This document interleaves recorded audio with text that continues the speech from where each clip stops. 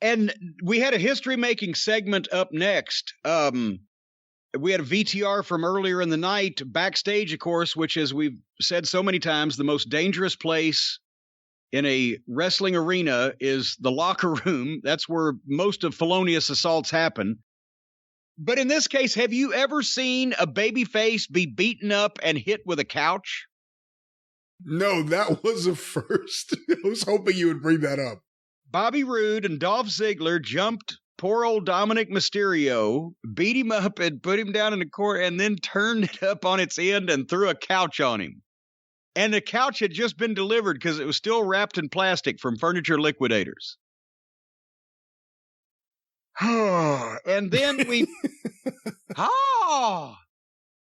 And then we zoomed over to the doctor's office where Rey Mysterio was agonizing over the fact that Dominik can't wrestle tonight. He's holding his ribs. He's obviously injured. Dominik's apologizing. Rey's saying, I got this.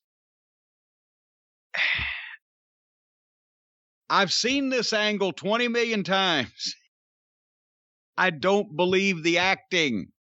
It's you see the fucking attack because you see those attacks constantly, and then the not very convincing doctor standing there shaking his head like the guy's got terminal whooping belch, and it's just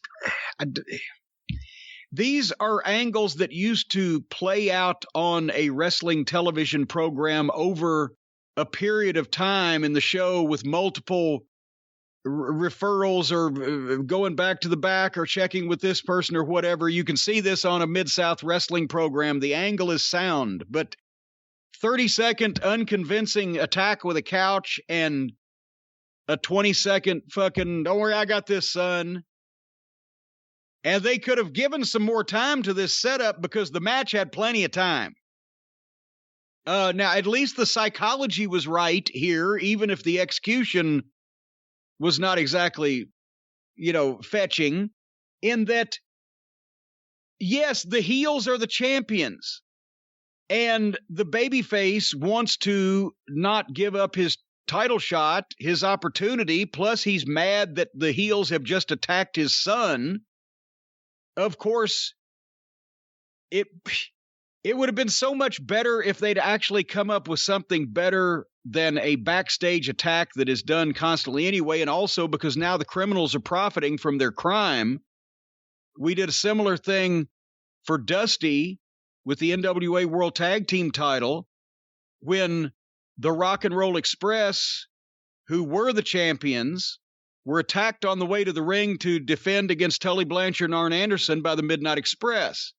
Midnight Express were fined for the attack, but Ricky was hurt. They gave Robert the opportunity to forfeit, but that would have meant a forfeit of the championship, so he fought on alone until Ricky came out, and then the injured body part led to the defeat or whatever the fuck. The point is, another team did the damage so that the criminals didn't profit from their crime. That's a psychological point that goes over a lot of these people's heads. Or they could have done it where there was some question as to whether it was them or not, or it was Dominik's word, but we didn't see it on video, whatever the case. Point is, they did it this way. And the psychology is right, even if the execution was in that Rey shouldn't want to give up his chance at the tag title, blah, blah, blah. Why was Rey Mysterio wearing the Batman outfit? Is that new? He's worn various outfits aligned with various superheroes at different points. I was not aware of that. I remember him being all Rey Mysterio-y. But anyway, love Dolph Ziggler and Bobby Roode. Great shape. Their work is great. There's no nonsense except when there's a little heel falderall, but they're serious about what they're doing. Roode looks incredible. He's in better shape than he's ever been. But the announcers make mention, why was there no disqualification or count out in this match also? A match for another one of the tag team titles. The announcer just said, well, there's no disqualification or count outs here. So now because it's a tag title match, that no count out, no disqualification? I don't fucking know. there was clear baby faces and the heels worked like heels. That was refreshing. But Brian, your memory's better than mine. You're younger than me. Didn't Rey Mysterio get an eyeball pulled out of his head last year? Yeah, almost around a year ago, I would think. I saw 2 eyes. Didn't I?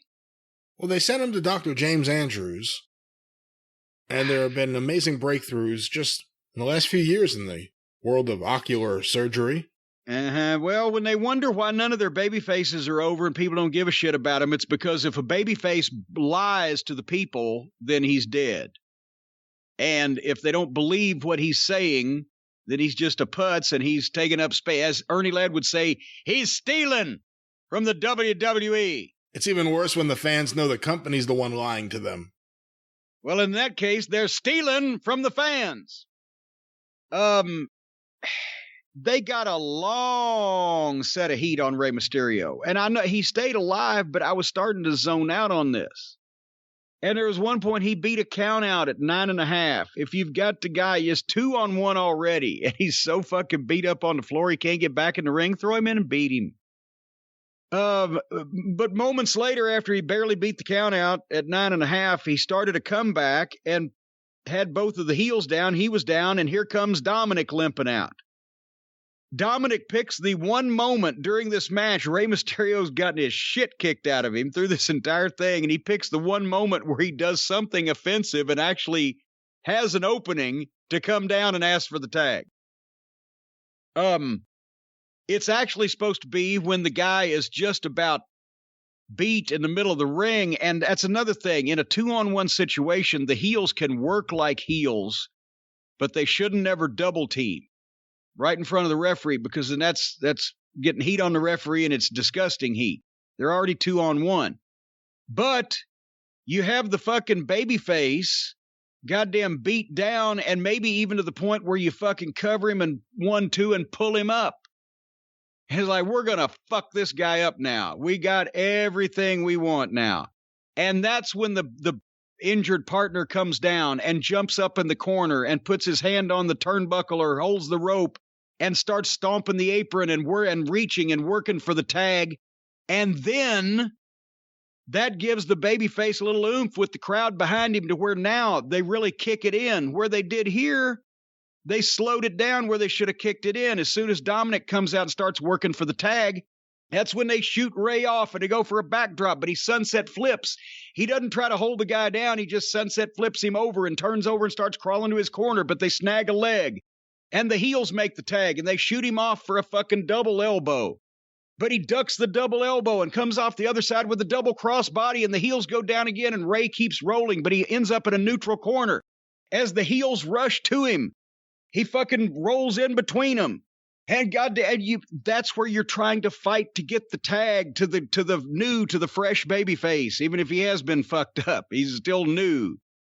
But instead, what they did here was Dominik came out and asked for the tag, kind of wimpily, but the heels took back over on Rey and they slowed it down when they should have picked it up. By Rey over and over going for a tag, and them stopping him until finally you get it, right? But instead, Rey and Bobby Roode went to the fucking top rope, and they were there for a while, and then finally Rey hit the bulldog off the top rope, and then made the tag. Well, God, you've just bulldogged one of the heels off the fucking top rope. He should be down for good. He makes the tag. Dominik makes a brief comeback, but then Roode shuts him down, the guy that just got bulldogged off the top. And then they hit a double team for a 2 count, and I wrote, can they go home? And right as I said, can they go home? Ziggler grabbed a hold on Dominik. I'm like, fuck.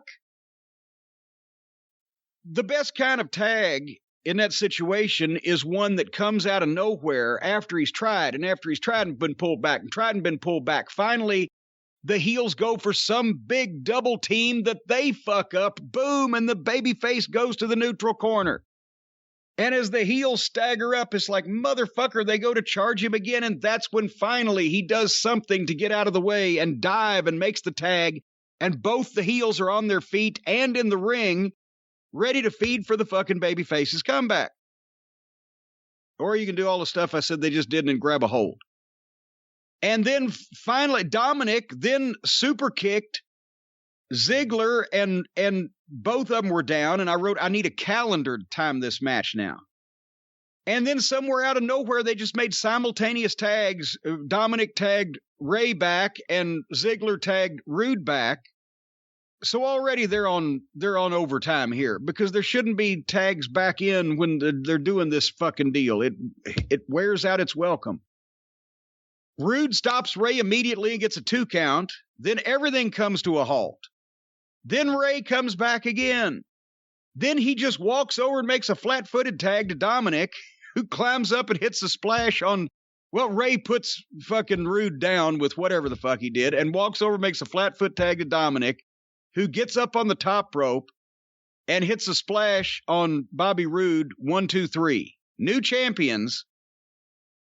And in this, I would imagine, I didn't stopwatch it, but Dominik Mysterio was not in the ring for 2 minutes. Sum total of this whole thing, except if that hold lasted a while. And what I saw...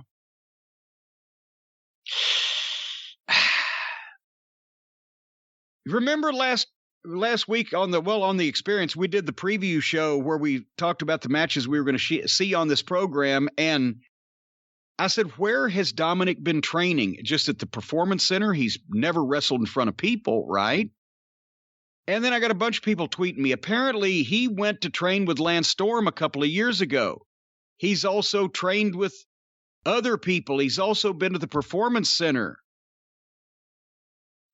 Even though he's not been in front of people, with that much training to see what we just got, are you of the opinion that Dominik Mysterio is not a natural at this endeavor? I mean, he's not Angelo Mosca Jr. Well, few are. But he still has a ways to go. I'm seeing a rough road to hoe, is all I'm seeing. But I mean, this match took forever. And feel good story, first father and son tag team champions in the WWF, blah, blah, blah. That's fine. But I wonder if they came up with this way of doing it because they felt like they had to hide Dominik.